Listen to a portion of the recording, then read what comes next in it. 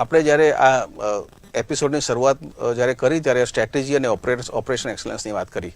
હવે આ બંને સ્ટ્રેટેજી અને ઓપરેશન એક્સલન્સમાં કર્મચારીઓ સૌથી મહત્વના છે.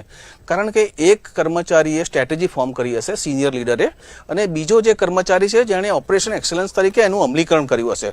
પરંતુ બંનેમાંથી એક માણસ જાય એટલે પછી આખી પરિસ્થિતિ ખોરંભાઈ જાય છે. એટલે કર્મચારીઓની સ્ટેબિલિટી અત્યારે ચિંતાનો વિષય છે જ, પરંતુ જ્યારે તમે એન્ટરપ્રનર હો, તમારી કંપનીના માથે જવાબદારી હોય, ત્યારે તમારે એક જ કર્મચારી ઉપર પણ નિર્ભર ન રહેવું જોઈએ. તમારે સેકન્ડ લાઇન તો ડેવલપ કરવી જ પડે.